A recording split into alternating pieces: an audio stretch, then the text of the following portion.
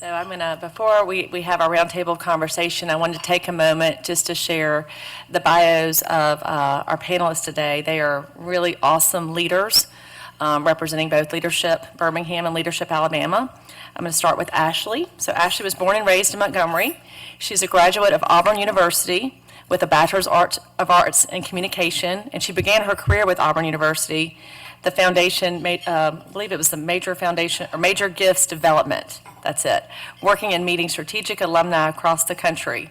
She then returned to Montgomery and served as admissions counselor for Huntington College, recruiting students around the state of Alabama.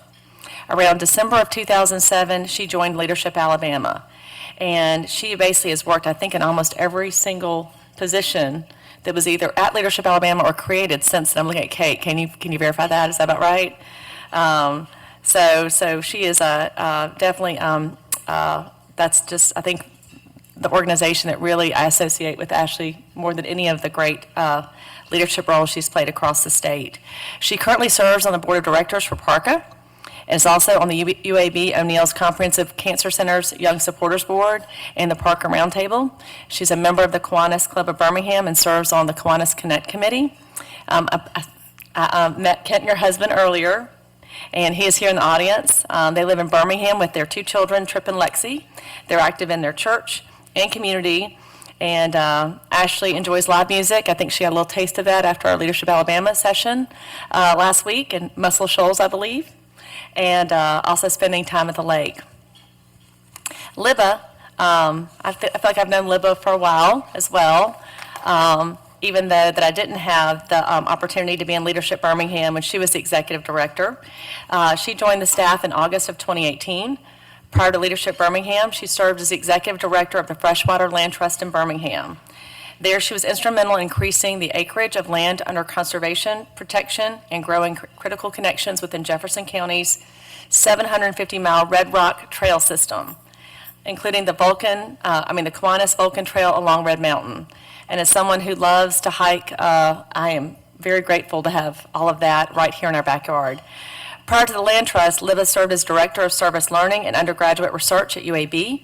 She launched the division's successful AmeriCorps, VISTA, and faculty training programs. She and her husband, Brooks, have two sons. She serves on numerous community advisory boards, the board of the Rotary Club of Birmingham, and is a graduate of the class of 2018 Leadership Birmingham. Libba earned a BA from Sewanee and an MS from the University of Minnesota. So that's a little background on both of our panelists today. And I'm going to segue over safely. And I'm so glad y'all could come today. And we were so excited, I don't know if y'all can hear me, to be able to have this leadership panel today. So we were talking a little bit, actually, I'll do a little background. So we did a little prep session, and we were trying to figure out a good time, being very sensitive to Leadership Alabama going on and work and schedules. So I love it when when women are okay getting together at 7 a.m. on a Monday, following daylight savings. We were on Teams, both audio and video, and not afraid to look like our real selves at Monday at 7. And y'all are beautiful, beautiful women. Some of us may have had pajamas on still. Pajamas. But that's part of leading and getting things done. So I'd like to start, and y'all can kind of jump in either first, with how y'all's leadership organizations, both Leadership Alabama and Leadership Birmingham, have shaped and influenced policies and unmet needs over the years. All right, we're jumping right into it. Yeah. You want to go? You go. Okay.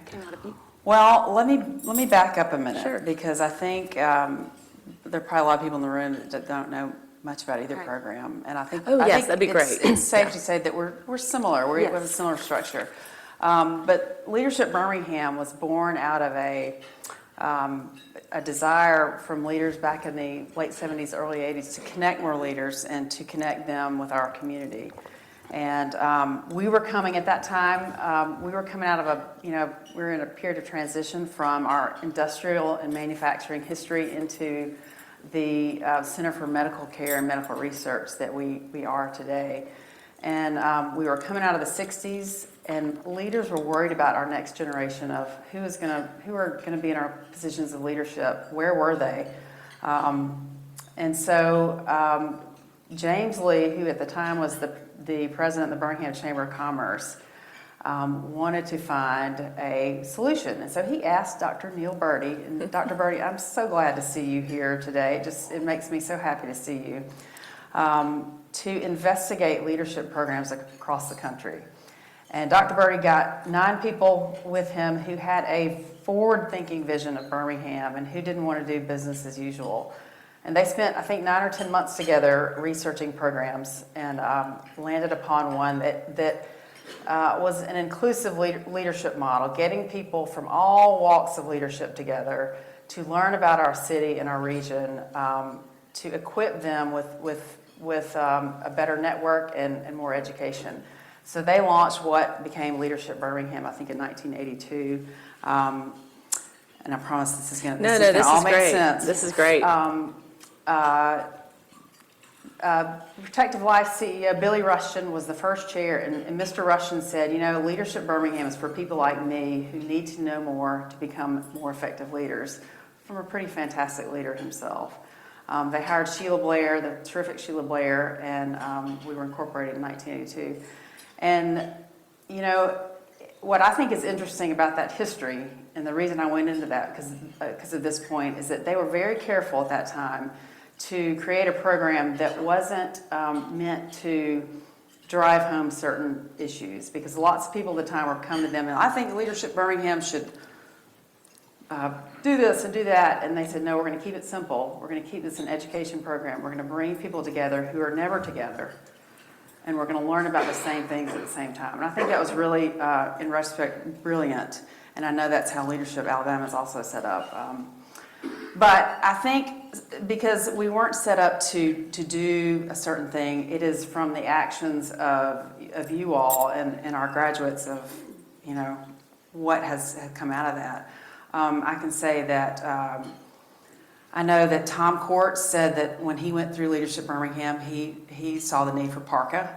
And if you look at the initiatives that are here today that were not here in 1982, we can rattle off a whole list of the Women's Foundation, Innovation Depot, Alabama Futures Fund, and a whole list of organizations that weren't here then. And not that Leadership Birmingham is responsible for those, but all of those involve Leadership Birmingham graduates. And I think, if you think about what our city would be like without our collective graduates, I think we'd look like a very different place today. And so I really appreciate that forethought almost 50 years ago into making this program what it was meant to do. So that's what I was going to ask. So it's about 50 years old, 50 Almost. years with the classes, almost. 43, yeah. All right, and that may transition to you sharing a little bit, because I know there's a little history between the two even. There is. So shortly after Leadership Birmingham was founded, you had a Leadership Birmingham member, Bill Smith, with Royal Cup Coffee, and Mike Jenkins Brick from Montgomery, that was in Leadership Montgomery, and they also knew each other really well from YPO. And so here they were at a YPO event, and they thought, you're in Montgomery hearing about what's happening in that city. You're in Birmingham. There are leaders across the state that are very like-minded, that want to come together to talk about the issues, to talk about solutions, how we could all better the state of Alabama, and maybe partnering and collaborating with folks from around the state. And so in 1989 is when Leadership Alabama was founded. And so much like Libba said, it is a lot about bringing leaders together from all walks. In the YPO, you're a young president, and that's how you get to that organization. But our organization is filled with statewide leaders from all backgrounds, all areas of the state. We work very hard to make sure that we are reaching the big cities as well as the rural areas. And so we do, and we are now in class 33. And so it's every year you have people that still will come and say, have you thought about this? Even when we were in Huntsville on Saturday, hey, why don't we do this? And so it's it's a constant of things that are happening in the state, current issues as well as our history, that we bring leaders together, usually with like-minded interests that have the energy to want to better the state and their city. That's great. Okay, so I may build on this because the programming does look a little bit different. And just as we're sharing a little bit about kind of the history, a little bit background on it. Share a little bit about what goes into the programming as y'all think about that, 'cause I think that drives a lot of things that that kind of set the class structure. They do look different. They're not the same. So we, Leadership Alabama meets 4 times a year. So we kick off in October. Each of our 4 sessions are about 2.5 days. We hit the 4 big cities, with a large group class. We typically have about 62 to 68 class members, with exception of this year, the largest class at 73. But we go into cities. Our objective is not to be a state chamber. So we're not going to visit a city with the intent to highlight what's happening in that particular city. Our mission is to connect the leaders, to engage the leaders together to build relationships, but also to give a vision of what is happening around the whole state. And so you may see things that are happening in Montgomery or in Mobile, Birmingham, or Huntsville that could be replicated to take back to cities around the state. And so we want to inform our members, to educate our members, but also connect, make the connections as we go year to year. So we go October, January, March, and May. And that is our core program. We can talk later about an expanded young professional program, but that's what we do. And so we have, while we don't necessarily have themes, we typically hit history of the state, some government in Montgomery, some workforce development down in Mobile, some more workforce and education in Huntsville. And then when we get to Birmingham, we're focusing on quality of life. That's great. Yeah, and I would say I had the pleasure of going through class 32 last year. It was I really enjoyed it. Leadership Birmingham is a little bit longer. We start in September and go through June, so it's a 10-month program. And we look at issues in greater Birmingham, Birmingham City, and the region. This week, we've got a program day Thursday. They're 10-hour days. They're long, they're pretty intense.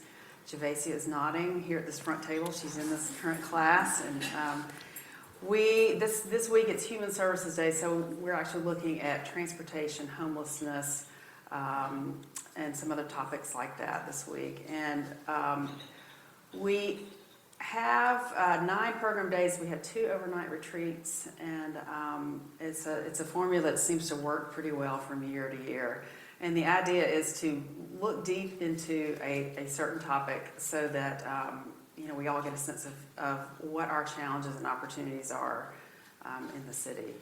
And that's, it's a pretty, I think it's safe to say, I'm going to look at Javacia as I'm saying this and watch her reaction, but it's safe to say that it's a pretty intense experience. We end each day with a time that we call a caucus, which is where we talk about what we've seen and learned that day, and we can get into some debates and some discussions. And the thing that I think I like most about it is that we look at a topic, we have to talk about it, and we do talk about it. And you might get upset, you might get mad at your classmate. But guess what? You've got to show back up and be with them for 10 more months. And so it gives us a long runway to really work through some issues and work through some experiences. And I think it helps build relationships that are unique, because I don't know about you, I don't have many opportunities outside of Leadership Birmingham to have to work with people that I might find challenging or might not, but that I may or may not disagree with. And I think it's a really unique place for people to get to do that. So I forgot your question. No, it was perfect. It was flowing.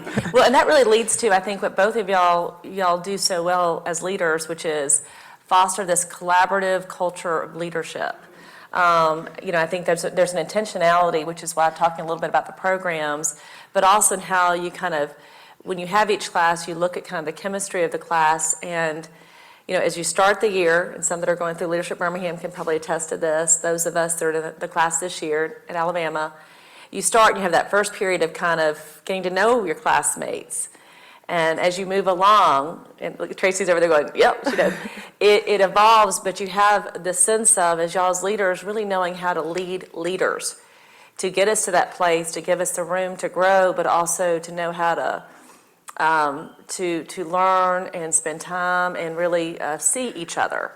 And so, I don't know if there's any thoughts y'all have as to how that happens. You may say it's just, you just start, but I know it's intentional. Right. So I don't know if y'all have got any thoughts related to, as leaders, how y'all leverage your leadership skills and attributes to do that with the 70-something this year. Yes. God bless you.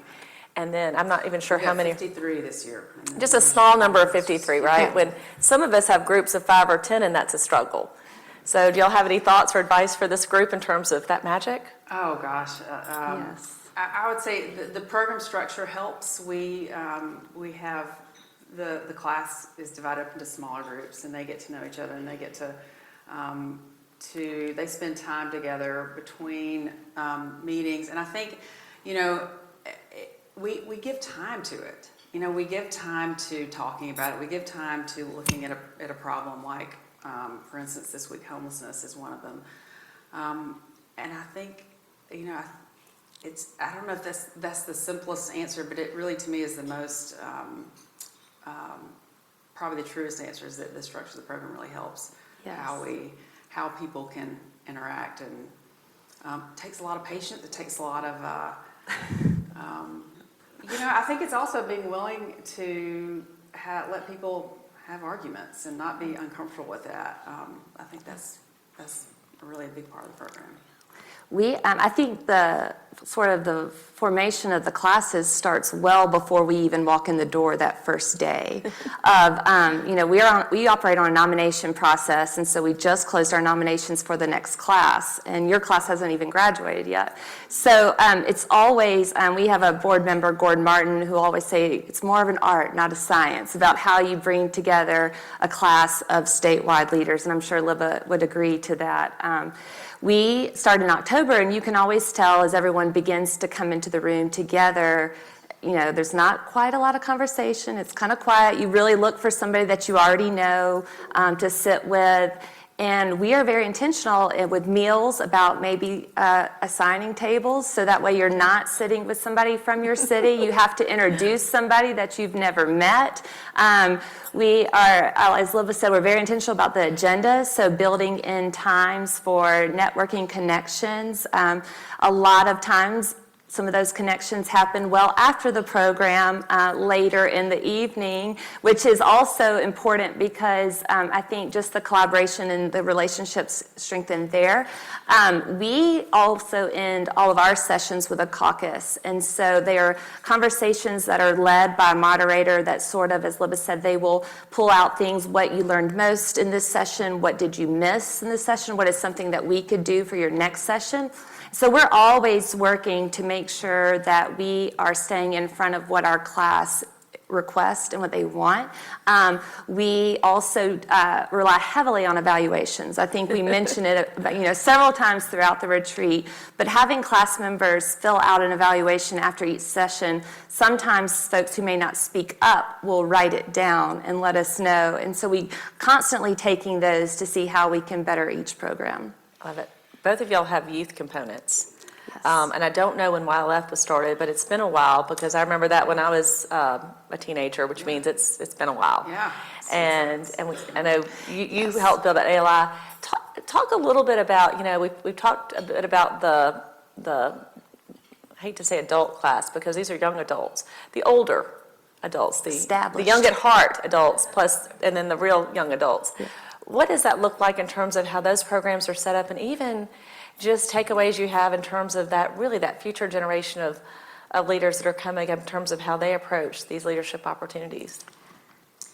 Well, we do run Youth Leadership Forum, which is for high school sophomores and juniors. And actually, the first class of Leadership Birmingham was so inspired and moved by their experience together that they wanted to recreate the class, the experience for high school students. And so that was launched, I think, in 1985. It has been the best thing that the best project that has directly come out of Leadership Birmingham. Catherine Birdie runs that program for us now, with Susan as Director of Operations. And the students that come through that program, they are, I think this year we've got 47 from 26 different high schools. and they spend 8 months together. I mean, when do high school students here get to do that? And similar to the Leadership Birmingham program, it is a powerful thing to do. My husband, who is my age, was actually in the second class, and he says today it's still one of the best experiences he had as a high school student. He got to know students from all over Birmingham. Love that. So it's been going on, I don't want to age us too much, but it's a long time. Not the 50 years. Right. But yeah, not quite that. Yeah. We had, so in the mid-'90s, one of our board members, Scotty McCallum, who many of you know, was at UAB for a while, and then the mayor of Vestavia Hills, said we need to have a program for emerging leaders, so young professionals, ages 25 to 40. And so at that time, we started a program we did every other year, one time for 2 days, whether it was in Montgomery or Birmingham. We brought young leaders together. Leadership Alabama members would nominate or recommend some young leaders that they work with, whether it's through companies or civic life. And so, and it was great. And there was a lot of energy there too, but we would, kind of do like a mini version of Leadership Alabama. And we would say, great to see you. And, it was over. And in about 2017, our board of directors really thought, this is our next generation. Like, these are the leaders that are engaged. They want to have these conversations. They want to do better for their communities, their states. So why are we just letting them go after 2 days? So we voted they voted, and we structured the expansion of the Alabama Leadership Initiative, is what we call our young professional program. So leaders around the state, aged 25 to 40, so they have to apply for this. It's a smaller class. It's about 55 people. That number, Libba's 53, the 55 charter bus seats 56 people. So that's how a lot of the numbers are formed by transportation. I thought you had two buses for us because you need to separate a few of us at times just for behavior things, Yes. but it sounds like it was a space. So in 2017, we expanded it, so we are now in our 6th class of the Alabama Leadership Initiative. We have some members here that have participated, and that is Lydia's, that just joined us a week ago, is her role to help with that program. They meet 3 times a year in 3 different parts of the state, always doing Montgomery and Birmingham, and then their 3rd session kind of floats into a rural area. So we're in Dothan in February. We've been to the Shoals, we've been to the Black Belt, and so it's just a different type of program. It's more focused on sort of personal and professional development for that group of leaders. And then it's a way for us to stay in touch. So hopefully later in life, they may come back around to participate in Leadership Alabama. I love it. And then just another fun connection. This is a little bit unrelated, but Lydia and I were chatting one of the mornings. I'd gotten there a little early because I'm an early riser. And we were just chatting, all of a sudden we're like, I think we're related. So we are cousins. So see, you just never know. You can join these classes and all of a sudden find a long-lost relative. So I told her she could claim me sometimes, and then she could pretend like we weren't related whenever I'm not behaving. And anyway, so the neat things that come from that. So that was kind of a transformational moment for me. But with y'all, I know there are moments, and you may say there's certain programs that you love watching a class go through because you watch a transformation happen, or you may have an individual, that really stands out, having an experience that was transformational, that led them to do something. We won't name names unless it's a name that someone doesn't mind y'all giving an example of. But what is an example or some examples of those moments that y'all have experienced? So we, every year we kind of see where you come in and there's just a connection made that was not for. And so we often say, for Leadership Alabama, you got to participate in this program. You got to meet these people. You got to hear this speaker. And about a year ago, Kate, she writes our newsletters, and started this connections portal. And so we've been able to highlight a few of those that we know. We know a lot of things that happen, not really public knowledge. We find out in the past that things happened because of Leadership Alabama. A lot of people that go through the class then decide they want to offer themselves for public service. So while we say that's not totally, we can't fully claim responsibility. We do know that when we have, like Mayor Sandy Stimpson in Mobile will say, I was just a businessman in Mobile and going through this program, I knew there were things that I could do better and decided to run for mayor. So we think about things like that. We've also, most recently, I think you all may have seen in the news about the baby boxes that are going around in the fire stations around the state. Well, we have a speaker in an organization, Huntsville, Leigh Marshall, Kids to Love, and she just took this mission to, her organization to do these baby boxes. You put them in the walls of the fire station. And so for mothers who decide that hard decision, I can't raise this baby, you can go put the baby in the baby box, lock the door, and walk away. And then within 2 minutes, the fire station is alerted. And they're able to take that baby to a hospital, then, to find a home. Well, because of the relationships made in Leadership, Alabama, last year, some folks from Mobile invited her down, and so they were one of the first folks to actually implement the baby boxes in South Alabama from something that was started in North Alabama. So things like that. I mean, just when we could go year to year, I think there are things that we see because of the connections made, promises made. I think in the history of Leadership Alabama, A+ Education Partnership was formed out of Class 1. The Birmingham Pledge was, I think, out of Class 3. He did that on his way back from a Leadership Alabama retreat, and now it's put, on the side of the building here in Birmingham. So things like that, we just know that it was because of Leadership Alabama. And I think you probably have the same. My dream is, like, when you're on the internet, those cookies follow you across the internet. I wish that we could have cookies on our Leadership Birmingham members Yes. to know where they end up, what inspires them. And it's everything I can do to not throw this question back to you and every table that I see graduates of the transformation that happened when you went through. What happened? What changed in you? I'll tell you a bigger story and then a smaller story. I'm always interested in the personal transformations. I think it's so powerful. But I know that I think in 2021 the state passed some. I guess it was a bill that allowed the Jefferson County Department of Health to train people on first responders and others on opioid overdose training, and the county Department of Health couldn't do that without that law being passed. I think they needed some Good Samaritan protections. But that happened. So now the County Department of Health can train us and first responders on how to treat someone who's having an overdose. But that happened, the conversation for that started on a Leadership Birmingham bus in 2013 between Mark Wilson, who was our most recent Chief Health Officer, and Joyce White Vance, who was the U.S. Attorney at the time. And that in 2013, the opioid epidemic was growing, and they sat down, and Mark said that she goes, how can we work together on this growing epidemic? And that's what came of it. And so, a couple years ago, there was video footage of someone reviving a child that had gotten into some substance, and you could see the Jefferson County Department of Health logo on their training bag. So that's a story that I loved hearing because they could point back. But another story, I also just by coincidence related to Mark Wilson. I stumbled into a conversation a couple years ago with a graduate who went through probably maybe 8 or 10 years ago. And he's an attorney here in town and said that he heard Dr. Wilson speak on the social determinants of health. And you folks in the health world know what that is, but most of us don't.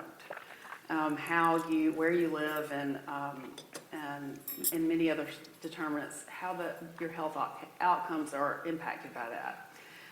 And he said it was just like, it was a new day for him, for this attorney to hear this. And he didn't know that where you live could impact your health. He had no idea. And he told me, he goes, that was 8 years ago. I think of my clients today, every client I have, I think about that. I think about how they've been impacted by things that I don't know. I know it made him more empathetic. He is a better leader because of that. But the also interesting thing about that to me is that I got his permission to tell Mark Wilson this, because I thought, gosh, that's so nice. What a wonderful thing. And he hadn't told him. So I called up Mark and told him, And he was really moved by it. You know, he got, I guess it's safe to say he got a little emotional by it. And it taught me that, you know, even in a situation, in a public situation like this, if you hear a speaker, if you have a conversation with somebody, take a minute to tell them what it meant to them. Because I think you know, 10 years later, I think Dr. Wilson, that was something he needed to hear that day. And I just really appreciated the story. So I think in every class there are a lot of little stories that are very personally meaningful.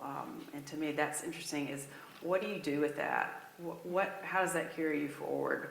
And I think that's, you know, I think that cohort model, having a group of people together, is really valuable because you get to see people get, you know, angry or upset about things that you didn't know about, and that, you know, that informs how you react and how you choose to learn about that topic. I think that's a really powerful I think experience. we strategically try to create safe spaces for conversation. So Leadership Alabama has a strong non-attribution policy. So kind of like what happens in the room stays in the room. That way, class members and speakers are open to the hard questions. They're open to the conversations, very intentional. So our organization does not advocate or promote any one side or one issue. So we, you know, try to make sure that we stay very neutral. And if we have a hot topic or we have anything that's going on, we want to make sure that we have a voice and a speaker from both sides. And then to generate the conversations, I think that classmates know I can ask the hard questions, and then maybe later in the day or maybe at dinner or whatnot, I can sit with somebody who may have had a different opinion, but you kind of come together and, you know, are able to have the conversations. This is why I think this. This is why I think this. And you understand each other better, and it sort of creates the long-lasting relationships. That's great. Well, yeah, and you know, if you're having people over to your house for dinner that we ask our small groups to, and that can be a vulnerable thing for a lot of people. Can you imagine, you know, asking this table here, say, come over to my house for dinner tonight? You know, that makes people feel uncomfortable, and I think that helps. It helps build trust, and you know, just like you said, it helps build a basis for relationships. Love it. I mean, I will say both the hosted dinners, the dine-arounds, those are some of my favorite things because it's kind of like we do it with even this lunch program. When you're sitting next to folks and you're breaking bread together, many times those conversations really do feel warm and open, even if they're, everybody's got different views and all that. So I've got a couple of questions, but what I thought I'd do, I'm trying to be mindful of time. I might save a few questions, and we'll see if we have time towards the end to ask those. But I would love to kind of open it up to the audience if there's some questions y'all have that, yeah. I got a question. Libba, thank you for everyone on the panel today. But you mentioned that one of the topics your current class will be addressing is the transportation and homelessness. What are some other topics that your current classes will be bringing up this year? Gosh, you've got two experts at your table. They could tell you. Robert and Javacia, would you? Development, education, what else? Development. What's the last one? It's the fun one. Quality of life days. They're all fun. But they're all so much They're all fun. Economic development. We have thank you. That was great. Economic development, government, criminal justice. That was in February. We've got Healthy Community Day in April, and the topics that we look at change every year. The program days don't. The theme. But if you think about it, many of our things on Education Day could fall in a number of other days too. So it changes every year depending on what we think we need to look at, what the feedback is from recent classes, and what's what people are worried about. Oh, There's so many. Let's see, John, I'll let you, since we credit you with us being here today, so we'll let you start. Well, thank you all for being here. I want to ask you, Ashley and Libba, not about your programs, but you have each been exposed, Ashley for a little come in to develop as leaders, but people already recognized as leaders. What would you say are 2 or 3 or 4 common traits of a leader that you have seen from the people in your 2 programs? I think the most thing is to be present. So oftentimes our programs, we have a strict attendance policy, but it is to come in and to be present and to be open to the conversations. I may not agree with Leigh, but at least I'm going to listen to Leigh. And so we find that the most successful class members are present, they're open, they have a strong voice, but maybe sometimes a quiet voice. You know, you're not the first one to jump to say something. You want to sit back and listen. But then at the end of the day, you want to make sure that you're able to partner with. So just sort of the collaboration, just willing. Open, present, willing, strong. Yeah, I would agree with that. Curiosity, I think that I can predict the person who will not do well in a Leadership Birmingham class is the person that walks in that first day thinking they know everything. Right. That is a ticket to be very sad with the experience. And I think if you, I hear Susan laughing because she knows that that's true. That to me is the number one, red flag, I think, of that. And also, I think it's interesting, John, that,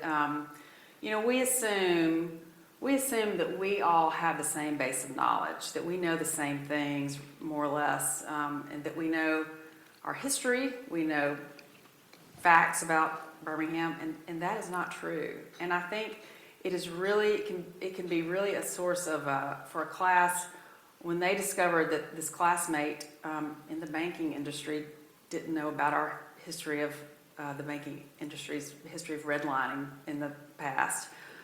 It becomes a really powerful thing for a class to kind of rally around, and I think I think never assume is Yes. such a great trait for someone to have in a who's approaching an experience like Leadership Alabama or Leadership Birmingham. Never assume, and come in curious and be willing to have your beliefs be challenged. I'm gonna let y'all decide. I'm not going to, so y'all, leaders can. I'm following up from that question. What do you think are some of the themes of concerns for our leaders? Oh, so many. Yeah. Education really at the base of a lot of things, like education in the state. Some of what we really just saw, we were up in Huntsville and we had someone that was trying to recruit people to come to Alabama. And so there's sort of that historical preconceived nation of what we do or what people that live in Alabama. And when she said it, you could see that it really offended a lot of our class members. And it's like, no, that is not true. Like we are proud of our state. We are proud of the things that we do here. And so I think it's really just being able to share what is working well and how to you work with those measures to help with the problems that you see in communities. I mean, I would think and that I think goes back to education overall. Yeah, education. Homeless, workforce. I mean, there's just Workforce development, economic development. Actually, what is economic development? I think that was a thing on our recent economic development day. We're arguing about what that is and what that is not. We still can't agree. I think in Birmingham, regionalization is a topic that this community has talked about for a long time, and this community was talking about that in the late 70s, early 80s when Leadership Birmingham was started. I think people, I got a sense maybe a little bit this year, people are looking for, yes, we haven't been successful in that yet, but what else? What can we do? Looking for solutions through that. Every day brings its challenges, and I think how can we bring everybody up? It's always been part of a Leadership Birmingham experience, and I know, that's the city and state. How can we make sure that we're giving opportunities for everything, for access to health care, for education, for transportation, you name it, how can we make sure that we all have those opportunities? I would say that's probably the basis of most of our discussions. And sharing ideas. So what happens in a region in South Alabama may not, be working there. Let's collaborate. Like, there's no need to create 8 different operations. Let's all get in the same lane to, better everything the best we can. If we know what's working here, let's try it here. David? Are we seeing that? Oh, no. We already talked about your questions. We're like, hold on, we got to stretch, we're ready. Right. Ooh, we're ready. I don't have a question, but really a comment. Leigh, Ashley, and Libba, the 3 of you truly do represent the best and brightest in our community office. You come to work each and every day, and in your own way, you're focused on how do we make our city and our state a better place to live and work and raise a family. So with that, I know I speak for everybody. Thank you very much. Thank you. But, if you would get Medicaid expanded, it doesn't matter.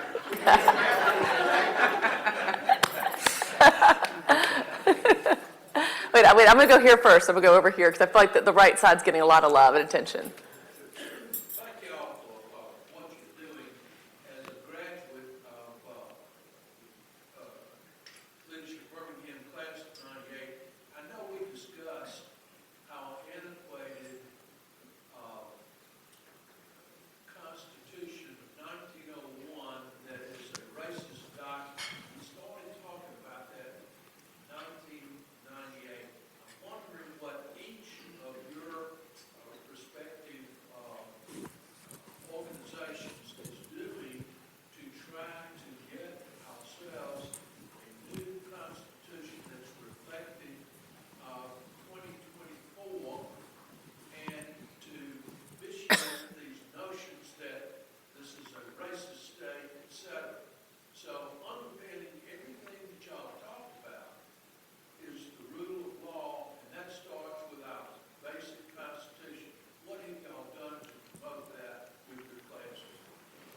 Can I take that? Yeah, because I have a really quick response. Okay. No, you go first. No, then mine's I'll- pretty long. Go ahead. So there is an organization, the Alabama Citizens for Constitutional Reform, and right before we went to Huntsville last week, I had lunch with Brunson White, and so many of you know Brunson and the work that that organization is doing, and knowing that we have key leaders across the state. How can we gather those leaders in each of our regions? We have 10 regions in the state of members. How can we work together with the leaders in each region to kind of share that message? But at the end of the day, we are still following our historical guides of not advocating for something, but something like that, who a lot of people, is common sense. So it's really just working with different organizations to partner. We partner a lot together, Leadership Alabama, Leadership Birmingham. So it's kind of finding something. But I might be able to have a better answer for you in a couple weeks, month or so after we follow up from lunch with Brunson. So that was my quick. And I think your class may have been the impetus for what became Citizens for Constitutional Reform, or at least some members of that class. It is, there's some issues that are presented to a class, and it becomes apparent that of the vast challenge that is. And I think those are really powerful moments in a class when they get to see that the state operates under a constitution like that. And so we make sure to put that in front of every class. And I will say too, this is a question that you didn't ask, but I think it gets to all of us. And when I'm asked about Leadership Birmingham, when the question comes up, what have you done? And it's a very fair question of what has our organization done. I think that you're asking what's been our effectiveness in change. I take that question and I also ask, and this is it's a hard part for me to answer. It may be hard for many of you to answer. Is the point is to equip us with more knowledge and better networks of people to collaborate with, the question becomes, and well, what have you done? And I'm not saying you specifically, but you as an individual, what have you done with your leadership here? You're all leaders. What have you done with your time here in Birmingham? And I think people are moved to do many different things, and many of us have been moved to work, for a new constitution. Right. Can you tell us a little bit about alumni engagement? Is it something that your organizations have done for you, or do you find that the alumni are staying engaged in it? We have a formal structure for our alumni called the Members Association. And to me, that is the strength and the power of Leadership Birmingham, is because everyone who graduates becomes part of that member group. And we have networking, simple networking opportunities for them, but also engagement on education about current issues. Graduates have a really strong desire to stay engaged, and they want to maybe recreate some of their class experience, but they want to be with those people who they were with, and so finding opportunities to collaborate and educate them on issues that we all need to continue knowing about is a huge part of what we did. And it's fun to think about when Leadership Birmingham and Alabama were created, we didn't have that. We didn't have that group, and now we do, and it grows every year. So likewise for us, very much so. I just mentioned we have 10 regional councils around the state, and so we are governed by a board of directors, wonderful board of directors. We have 40 board members, which people all say, oh, that's a lot. But every time we have about 30 to 35 show up, and they're a wonderful, engaging board. The second layer becomes our regional councils. We have members in each area that sort of serve as a liaison between our members in the region and our board of directors. And so they're charged with creating events, newsworthy items to share in their region. And we will partner with others, but also go in and gather members in each region together just to really get together. There's a lot of energy that happens when members come together. And those are sometimes the conversations that take place that we hear about later.